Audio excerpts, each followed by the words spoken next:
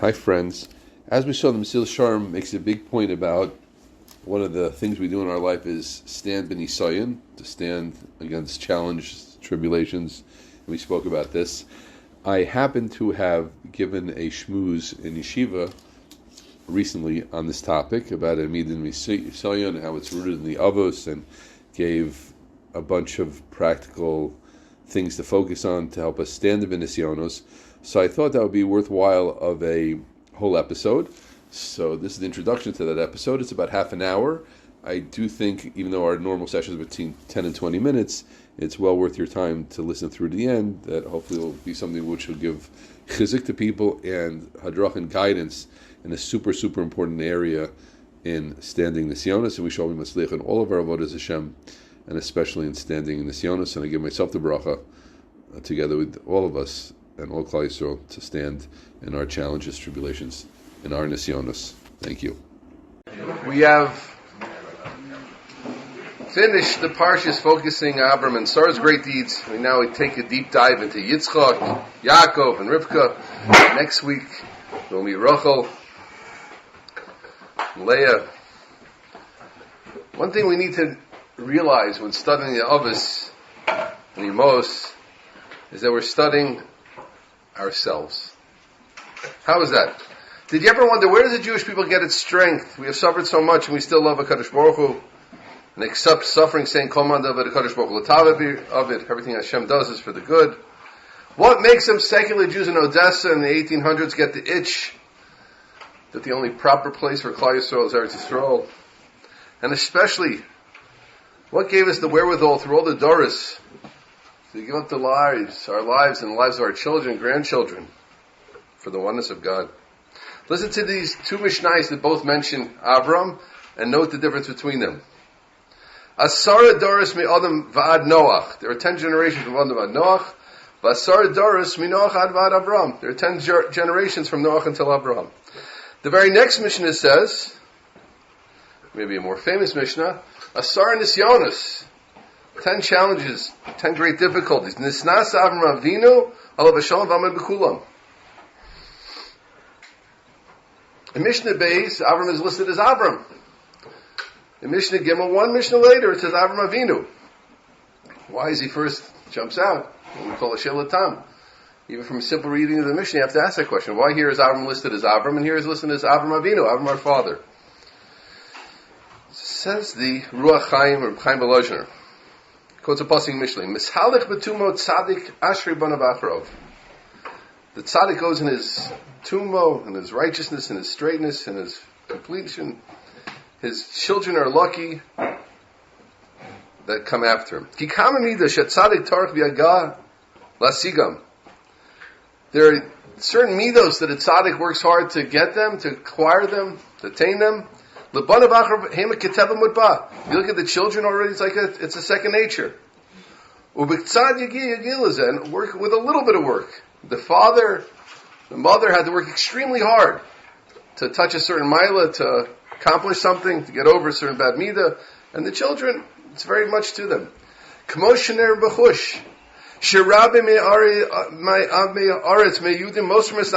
Simple Jews are most in nefesh at Kiddush Hashem. And that's from our father Avram.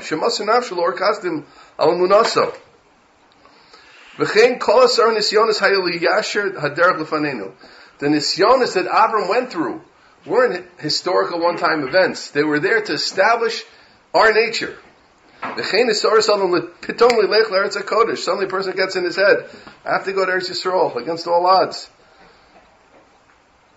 Situation is so great in New York, who would ever want to leave? Hu min Nisayin?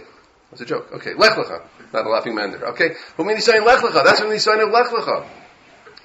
The Kabbalah is called Avnei Mishmaya Dotav, and accepting everything as Jews do, min Nisayin Hara'av.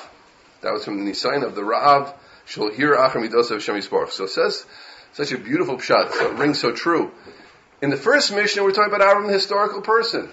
There were 10 generations from Adam until Noach. And there are 10 generations from someone named Noach, someone named Avram. He wasn't Avram Avinu in that, he was a person in history.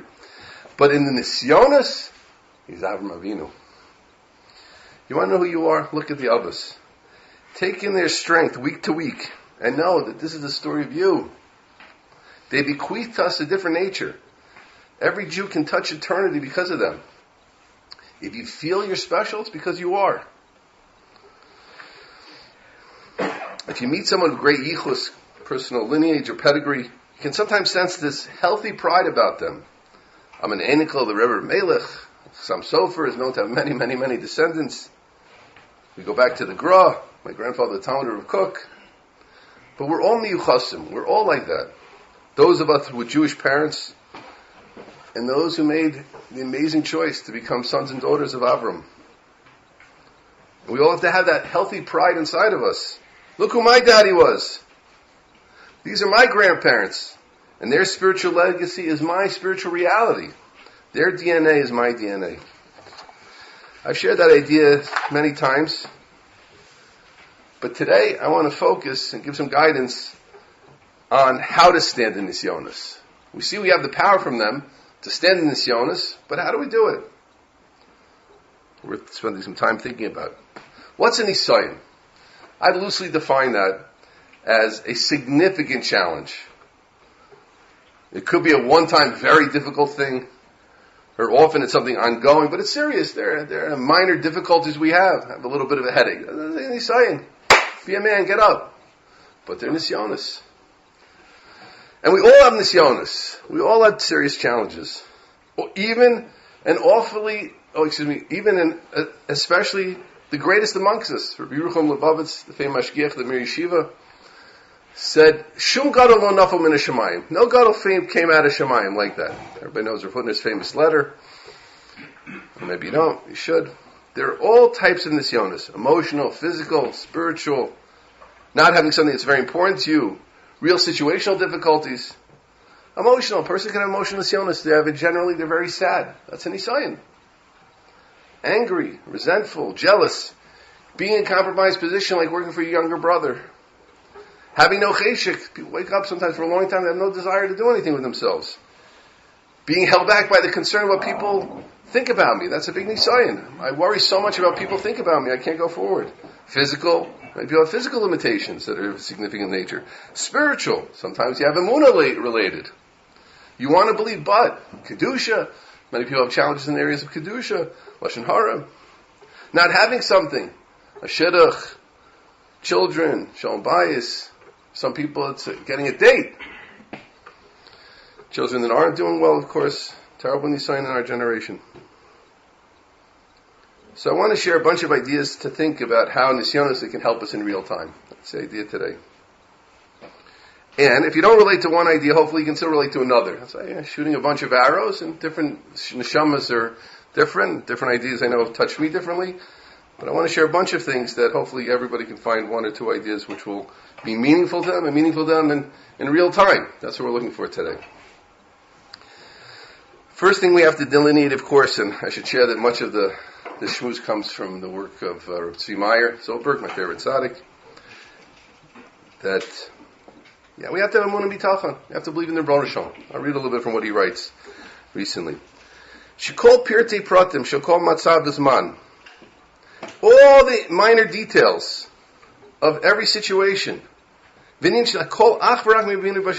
all from Hashem. And the Kadosh Baruch Hu's Mevi is well known. Achrak nisyonos sheyecholim lamod behem. Everybody knows that one, right? Kadosh Baruch Hu's bringing something you can stand in. Vakol is the best of mamish, which is the best, not good. Kadosh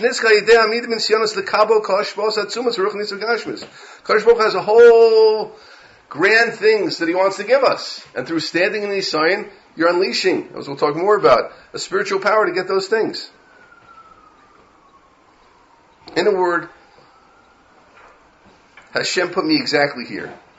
He loves me. He knows I can handle this. And that should help. That should create in us a sense of, I can do this. If we know that. Now to appreciate this, I think there's a very important introduction that we need. Which is that comfort does not equal better. If we equate comfort with goodness, We can never understand how this uncomfortable situation could be good. And how could a good, loving God be doing this? Because it's not comfortable. And the Sionis, Minei Obey, by their very nature, are not comfortable. Otherwise there wouldn't be any Zion. Now this is so important and difficult, because our world is working at a dizzying pace to make things more and more comfortable. It's technically working in that direction, and unfortunately it's also philosophically working in that direction. If we can use the word philosophical about such a silly thing. We can't have a phone which requires 4 swipes. Do you guys even know what the word boot up means anymore? It used to be you had to boot up a computer because it booted up. I don't know boots on computers today. Huh? Only 3 cameras with 14 features? What is this, a dinosaur age, this phone?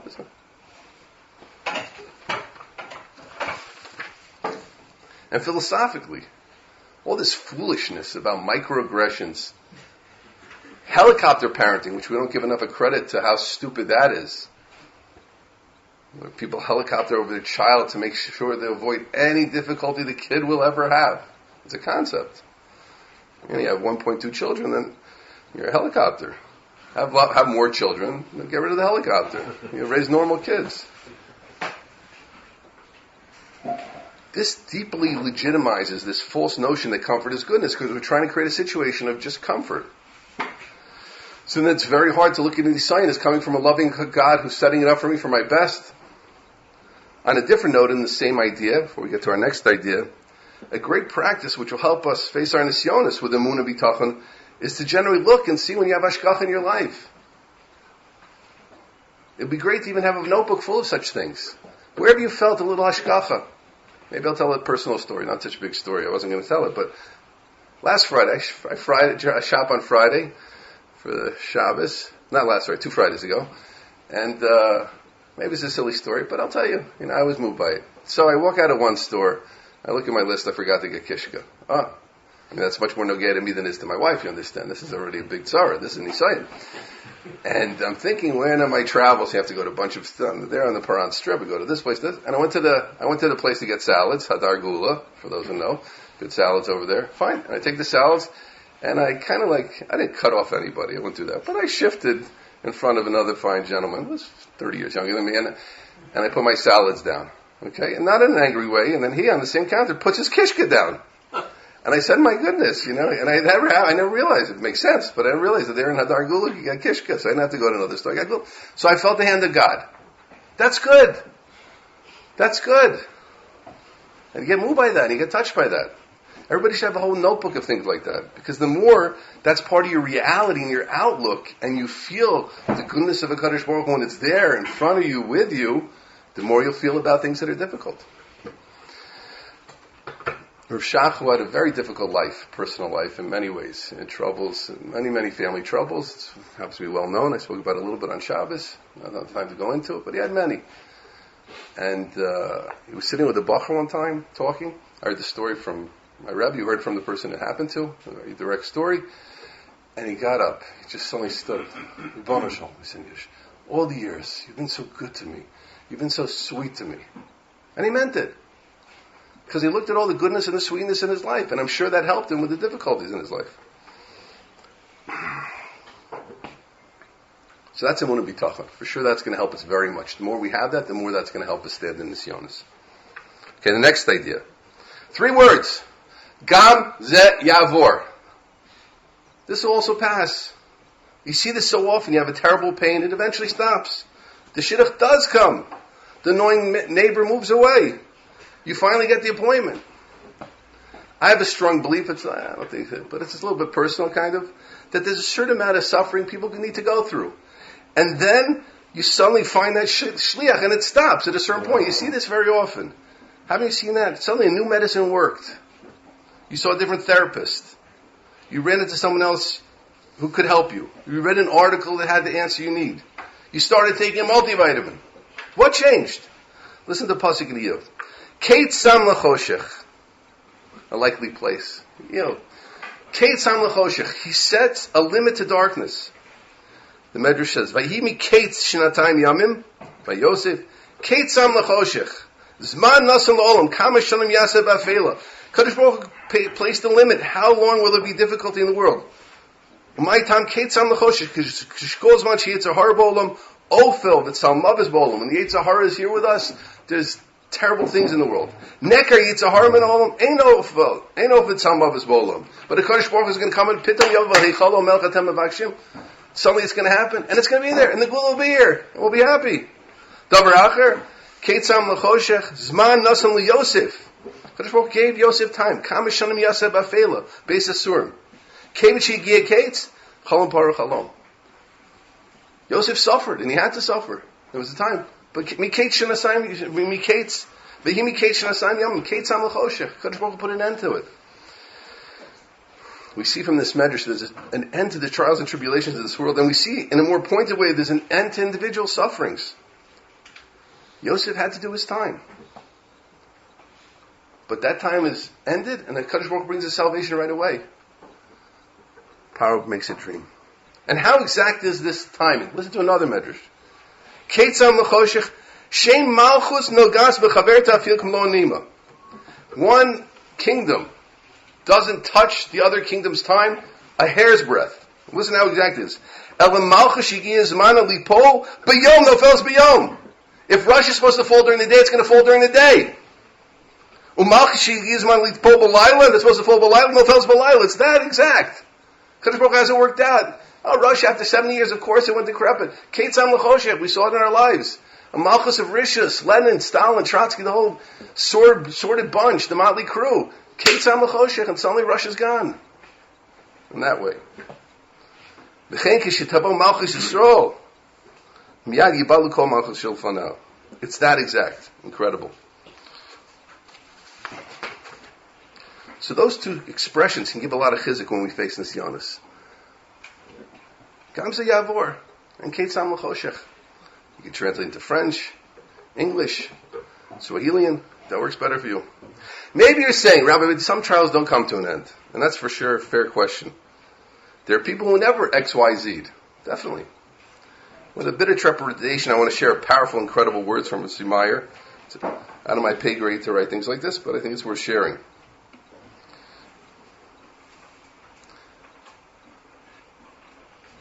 Calling nisyonos over. All challenges past. But the eternality of what's gained by standing in Nisayan, this Gabras based Nisayan, those who stand, Zenishan Nitzchias, Mamish Doris Doris. That stands forever. The Nisayan passes, but the reward stands forever. The accomplishment is never gone. Every person can see himself. In the Gullus we're now. Anybody who was alive 120 years ago is not alive today. That's better than what economists tell you. Kol ribay milyonim neshama shenodu lifnei 110 shana nimtzu kvar bo milyon. They're already somewhere else. The elu shezachu lama b'nisyonoseim nenem yiziv shchina v'koach hamid b'nisyonos. They're now standing and shining in the light because of the nisyonos they stood in. V'rom sham shekol nisyonos. It could have been in all their lives, but they only b'chinas arai shebarai. From where that neshama is sitting today, he looks back and he says, "Okay, it was 60 or 70 years, but it's done, and I came through on top, and look what I'm enjoying now because of it." And the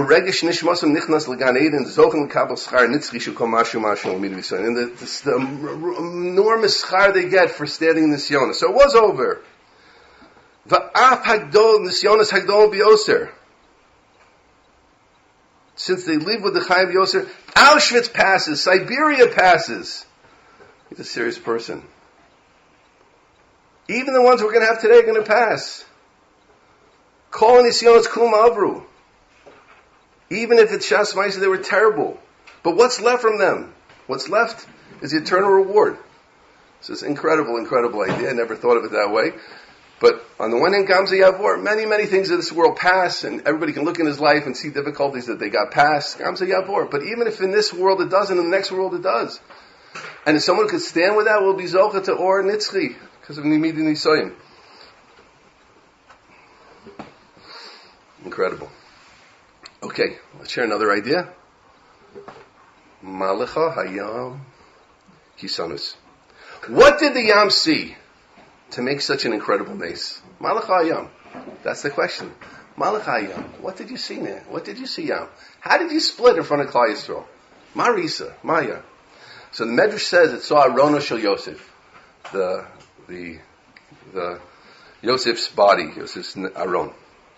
The basic explanation, which many say of that, is what cloth did Yosef have to split the sea? Joseph splits the sea. Why? Is that Yosef was an incredible Omer ben Nisayan. He stood through his challenges. He stood in the Nisayan Gadol, the wife of Potiphar, and equally to me always is moving. I think sometimes again doesn't get as much credit. It's not greater. He stood in Nisayan and not having a deep and lasting hatred to his brothers who treated him so terribly. He was the Bechir Hashem. And imagine how one brother, 10 brothers against you, your older brothers.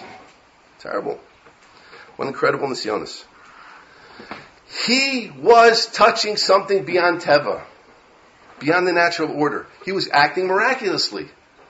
And when you act miraculously, you're zocha to miracles. In front of Yosef, the sea splits. Guess what? It isn't just Yosef, it's little me and you too. If we stand in our nisyonis, we're zocha tremendous eis ratzon, a defining, inspired time. You create that. And creativity, certain words, it's like cool. Somebody said to me cool about something, How come cool lived on and groovy is in the dumps? I don't know. It's cool. It goes on and on and on, Vibe is like, will vibe be here as long as it's cool? I don't know. But creativity is a great word, right? It's one of those beautiful words. We all long to be creative, and we all appreciate the truly creative amongst us. But each of us can be creative. Think about it. And not just create something like a piece of art which doesn't have apparent inherent value. You can create an eis ratzon. And the continuation of the idea is that when you stand in Nisayin and you create this eis ratzon, it's a time to daven. Just like one davens during a Seres Yemei Tshuva because it's an eis ratzon, it's an inspired time. HaKadosh Baruch Hu appreciates the difficulty that you went through, the emotional, the physical, the spiritual. And of course, I'm speaking to myself. We're only working together. Not all one that came out of the maze in this topic. Mamish working together today. So you daven during that time. And I want to emphasize, even if you fail other times, and let's think about this. This is a very dramatic topic. Very dramatic, right? When we think about Avram Avinu and Yosef, the picture we get is that they stood in every Nisayin. The lashon of the Mishnah by Avram is Asar Nisyonis Nisas Avram Avinu Olav Hashalom Va'amad Bekulam, and he stood in all of them. L'dia Kama Chibaso Shel Avram Avinu, and the Tashbat says L'dia Kama Chibaso Shel Avram Avinu Shelo Hayim Mahar Klal. He never questions, and that's why it was called an Oev, Avram Oavi, Matzu Es Levo Neman Lefanecho, because he never questions, and that's why it was Av Hamon Goyim. Everyone recognized in the whole world, non-Jewish and non-Jewish, how great Avram was. But for most of it, it's not realistic. We aren't Avram, just like we aren't Rav Shach, the Baal Shem Tov, the Gra Rav Yosef. But every Nisayon we do stand in is amazing. This is not an all or nothing sugya. Take that in. And the only one who wants you to think it's an all or nothing sugya is the Yetzer Hara, v'chayalosov. Because if you think it's all or nothing, and you will fall, so now it's nothing. So don't fall to that trap. I'm going to share two more ideas about standing in Nisayin, then we'll be done. We need to know that this is what Klal Yisrael does. I am not alone. You are not alone. We are not alone. Rather, I'm part of an amazing chain of generation. And this is one of their defining factors.